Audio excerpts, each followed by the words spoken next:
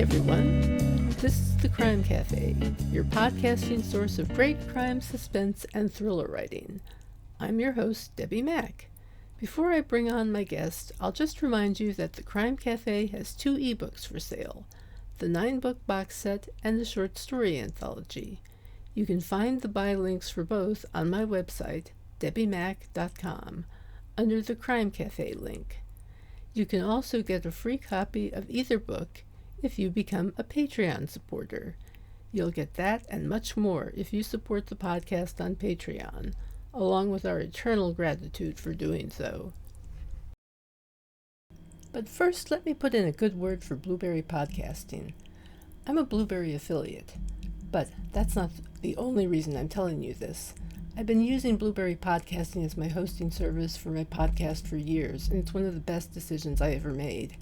They give great customer service. You're in complete control of your own podcast. You can run it from your own website, and it just takes a lot of the work out of podcasting for me. I find for that reason that it's a company that I can get behind 100% and say, you should try this. Try Blueberry. It doesn't require a long-term contract, and it's just a great company, period. And it also has free technical support by email, video, and phone, so you can get a human being there. Isn't that nice? Hi, everyone. My guest today has the most interesting background. He has worked as a bookstore manager, private investigator, nightclub bouncer, newspaper reporter, freelance writer, and is currently a licensed psychotherapist. Along with the diverse interests he has, which include, well, I'll get into that later, he is also an Edgar-nominated author of 11 mystery thrillers, I should say, with titles in France, Spain, and Japan, and 3 books under option for adaptation. That's impressive. My guest today is Mark Schorr. Hi, Mark. How are you doing today? Good, Debbie. Nice to see you. Thank you for having me. Well, it's great to see you too. Among your novels, you have a series about Red Diamond, Private Eye. That caught my eye right away. I love the name. I thought it might when I saw your stuff with Philip Marlowe. Raymond Chandler is an idol of mine in terms of as a writer, not as a person, but as a writer. He really, and my first dog we named Marlowe. And the first 3 books are, the idea is this cab driver has a miserable life and his escape is reading the hard-boiled fiction. And then he has a trauma and he comes to believe that he is Red Diamond, this ace private eye, and gets involved in all sorts of misadventures. Oh, wow. That's interesting. Does that happen in the first book, the misadventure? Or does it happen? The first book is the trauma, and he starts getting involved in misadventures, and then it continues for 2 more. There is Red Diamond, Private Eye, Ace of Diamonds, and Diamond Rock. All feature the character. Simon Jaffe is his cab driver name, but Red Diamond is his PI name. I love it. That's so cool. I was going to ask you if you came up with the name after watching Murder by Death, which I think had the character Sam Diamond in it. No, I just like the idea of diamond that is hard, and red was my nickname when I was a kid way back when, and had reddish hair. The interesting thing is I found out subsequently there's a writer named Jerry Petovich who did To Live and Die in LA and a few other books. He's a former Secret Service agent, and he had a villain named Red Diamond in one of his books. Just coincidentally. That's a very interesting coincidence. Yes. Wow. So do you plan to write any more of those books? I'd like to, but they just by the 3rd one it was not selling great, and it's been a long time.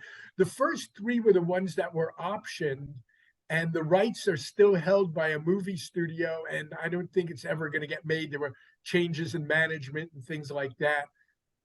So Um, it's not like it can sell to Hollywood. Rights are a little bit tied up. And I did have another idea for a Red Diamond where he would actually meet the creator of the Red Diamond stories, the author. And it's almost like can almost be playing with sort of almost like a father figure relationship. And I had a few ideas along that path, but I don't think there's going to be another Diamond book. Hmm. Have you ever by any chance seen the British miniseries, The Singing Detective? I've heard of it, but I've never seen it. You really should see it. It's about Okay. this guy, his name is Philip Marlowe, Ah, okay. and it was created by Dennis Potter, and basically the guy has, I think, a condition that Dennis Potter had. And there's all this like weird stuff with hallucinations and flashbacks to his childhood. Huh. It's really interesting. I'll check it out. Thank you for the recommendation. Definitely check that out. Um, let's see. Your other books are standalones. Do you have a preference for doing those versus Uh, series? there, three of them were thrillers featuring a Zen counter-terrorist. Gunpowder, Seize the Dragon, and Overkill are a series also. But other than that, I think there's something to be said for both of them. Both things that there's something nice about a standalone and starting fresh each time, but there's something nice about the familiarity of being able to build on what you've presented in a book.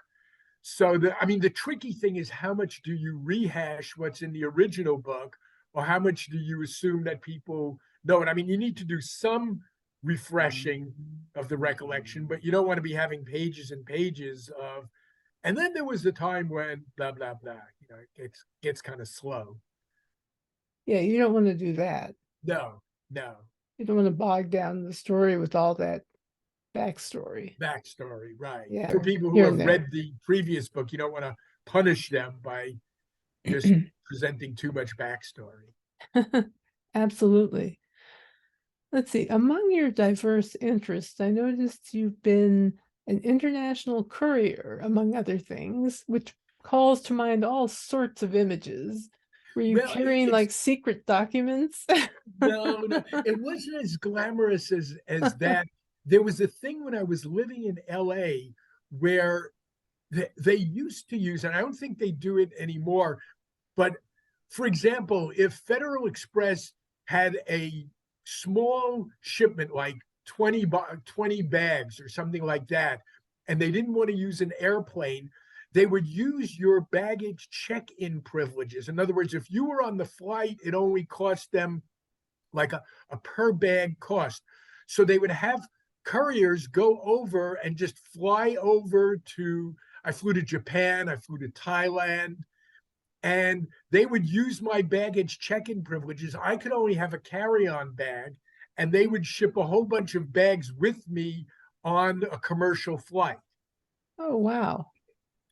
So I know, like I think it was like DHL subcontracted, and I'm not sure about Federal Express, but some of the bigger shipping companies would contract with this company that then had hired me to just fly over there so they could use my baggage check-in privileges. Wow. Very interesting. I had no idea such a thing existed. I didn't either. I forgot how I found out about it. This goes back to when I lived in LA, which was more than it was, about 33 years ago or so.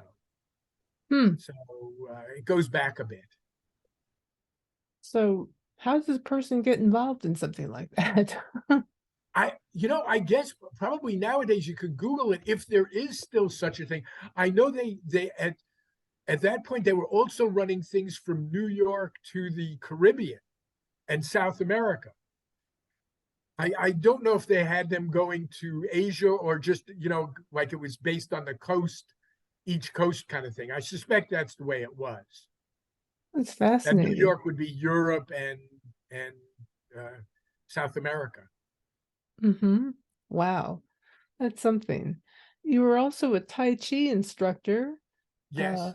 a subject in a federally funded ESP test or Yeah, tests? yes. So the Tai Chi, I've been doing martial arts ever since I was about 8 years old. And as I've gotten older, the joints are less forgiving of bouncing off of the mat or, blocking punches or whatever. So now I do Tai Chi, and I teach Tai Chi to a couple of people. And I also, there's a thing in Tai Chi called push hands, which is a real time exercise where you're trying to off balance the other person. So that's the more martial part, really, of the Tai Chi, as opposed to kind of slow set, which is what most people are familiar with. But Tai Chi has weapons, swords, all kinds of things, Mm-hmm. a staff. But the actual the federally funded ESP experiment was what sparked my latest book, The Mastermind. My late wife and I were in this experiment back in the 70s, where in Brooklyn, where they had us go to a lab in a hospital, and they wired me up with EEG, and then they had me sleep, and then when my wife would project messages, images randomly chosen. They had like a ViewMaster and use random numbers to choose a particular image that she would look at and project to me while I was sleeping.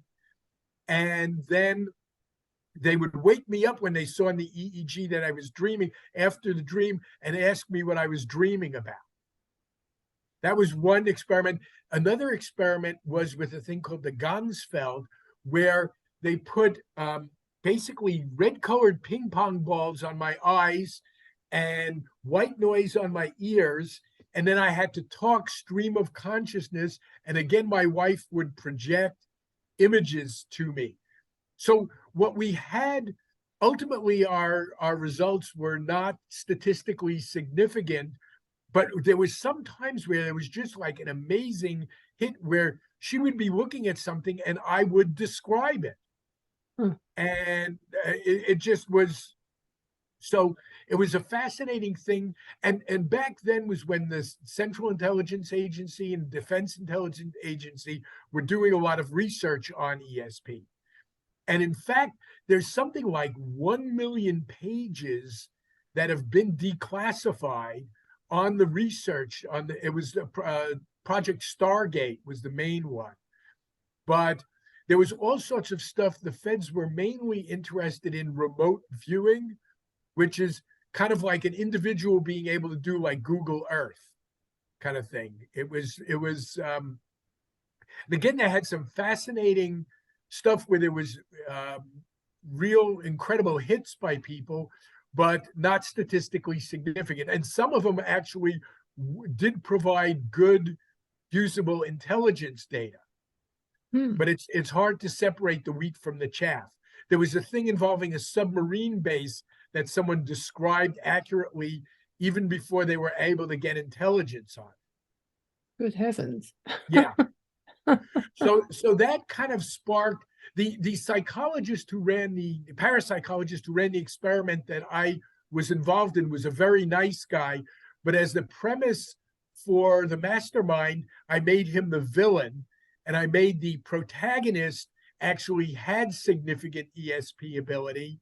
And then it's pretty much this parapsychologist has been pursuing the Thomas Lord, the main character, ever since he took part in the experiments. And I sort of was inspired by some of the real evil that some of the CIA, that psychologists did for the CIA, like teaching them how to better torture people and things like that. So that was the spark for the mastermind, being in that experiment. Very interesting. It sounds like a fascinating book. Is it part of your other series of thrillers, or is this separate? It is a standalone. Right. There was a long gap between actually, I had two novels that were connected, Borderline and Obsession. They were connected. They were involved a psychotherapist in Portland, Oregon, which is clearly close to home, getting involved in some thriller stuff. But then there was like an 8 year gap. My wife got cancer and passed away, and just life was too intense there to have time for working and taking care of her and writing and just all of that stuff. I'm sorry to hear that. Yeah, yeah. Mm. It was interesting. She got leukemia like 20 some odd years ago, and was the first one to respond to this drug. She was given 3 to 5 years, and then she was the first one to respond to this drug that was developed by Dr. Drucker up at Oregon Health Sciences University, and it really effectively cured her of the leukemia. But then, like 15 years later, she came down with breast cancer and passed from that. Oh my. Yeah. What a shame. Yeah. Um, Yeah. mhm. It was some hard times.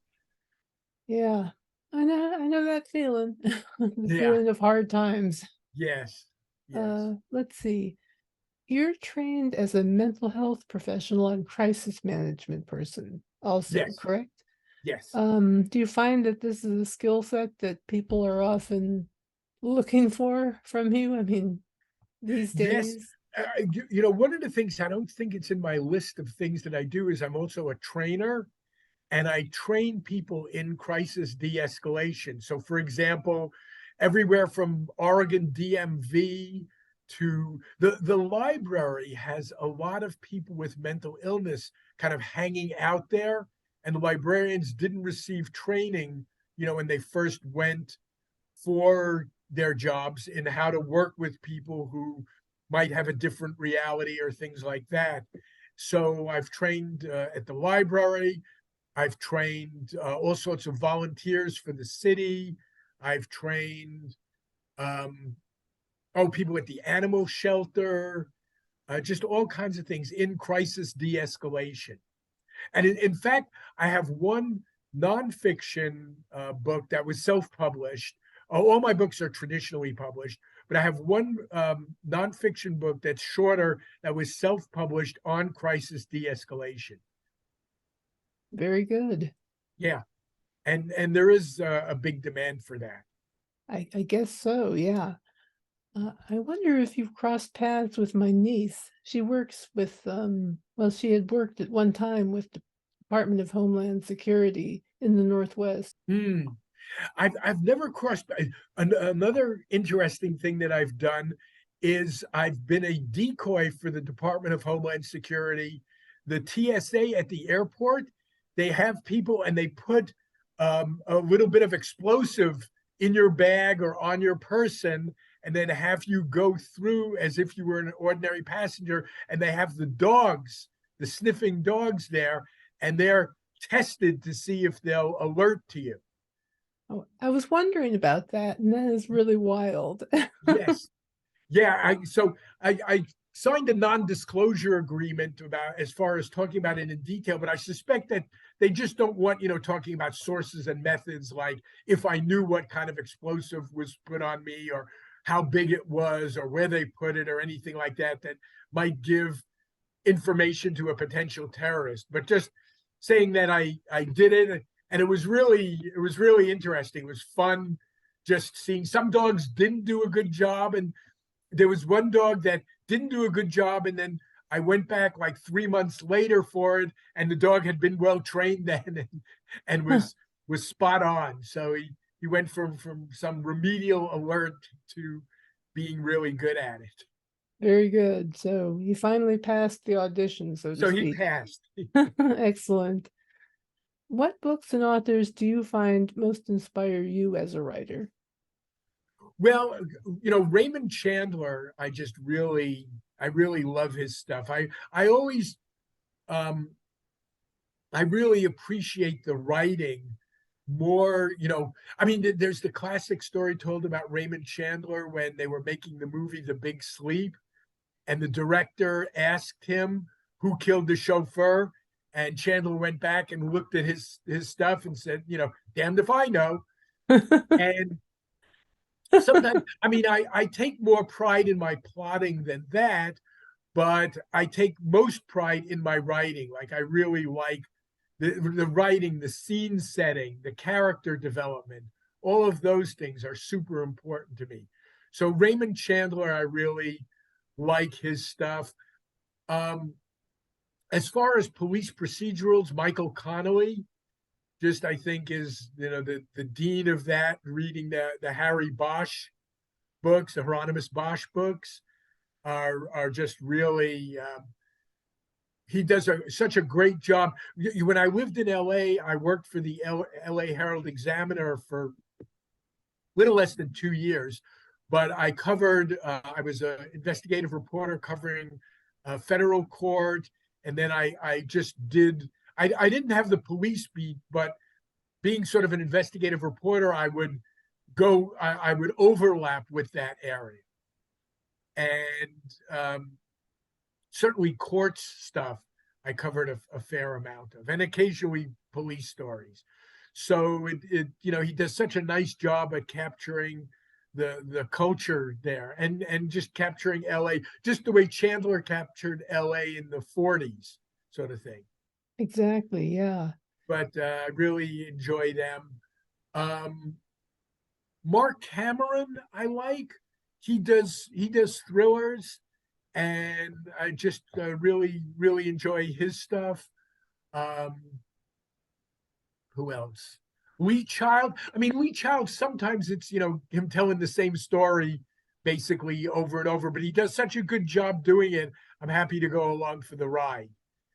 I really liked Robert B. Parker.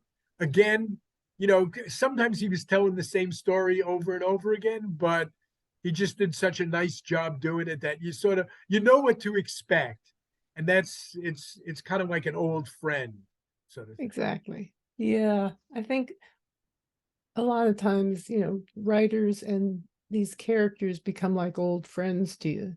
Yes, yes, It's part of what makes these things successful, I think. yes. Um, let's see, what are you working on now?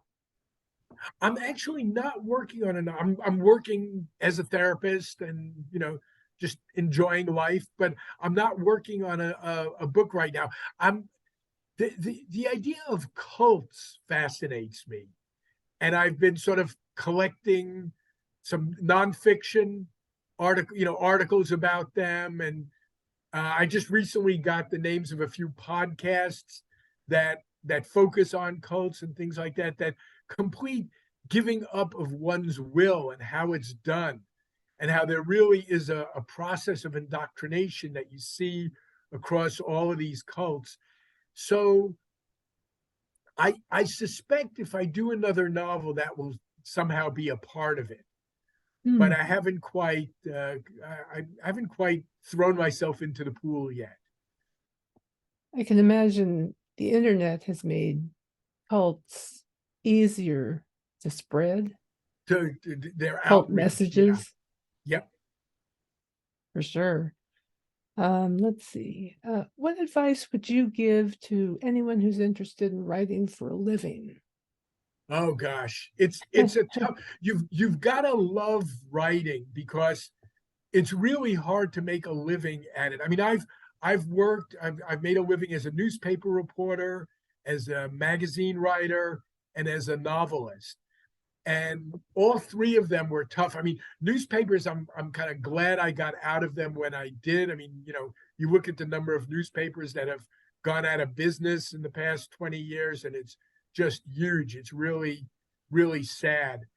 And magazine writing, being a freelance writer, it was really difficult. I mean, sometimes I'd have like too many stories to do, and then there'd be a lack of stories. It was real erratic income. Novels, I just, write the cliche of write about what but be willing to stretch. Do your research, but don't be obsessed with the research. I sometimes find myself really packing the facts in. Like I think it was my fourth novel was about Teddy Roosevelt, and he was such a fascinating character. It's the only historical mystery that I did, but I just felt I feel like I almost damaged the narrative at times because I was so eager to pack facts into it. So Mm-hmm. finding that balance between, you know, telling a story and packing in facts is something I still wrestle with. Even in the mastermind, I feel like I included a lot of factual information just because there was so much interesting facts. I think interesting facts is what gets me interested in a subject, and then I have to control how much I pack it into the narrative. Absolutely. I agree. Yeah. You have to kind of have a nice balance there. I Yes. mean, that Thank you. way you're intriguing people with the story as well as the facts. It's kind of Yeah, like, I mean that's another oh, right. this is why it's so interesting. Yes. Well, it's another writer who I really like, Frederick Forsyth, a Uh-huh. thriller writer, who also was always very big on, just there'd be huge, they'd call them factoids. You get to something and there'd be a page and a half on how to get a fake birth certificate, or what's the best way to blow up a car, or things like that. Almost as bad as Mitchner. Yes. Let's see. Is there anything else you'd like to add before we finish up? No, just thank you for having me, and to the listeners, thank you for listening, and hope you enjoyed. Well, thank you very much, Mark, for being here. Oh, one more thing. Do you do signings at Powell's Books there in Oh, Oregon, I Portland? haven't. I did signings when there used to be a mystery bookstore, Murder by the Book, but they went out of business. I Powell's remember only has them. the 800-pound gorillas. They're such a giant. I mean, they're such a great local resource, but they'll have James Patterson or Lee Child or someone like that. They're not going to have. I'm a bonobo, and they're 800-pound gorillas. Yeah, they kind of cover the waterfront in terms of publishing, so Yeah. they won't focus specifically on mystery as such or crime as such. Even so, cool place. Yes. Very cool place. Very. Very, very. Ah, yes. So, is there anything else you'd like to add? No.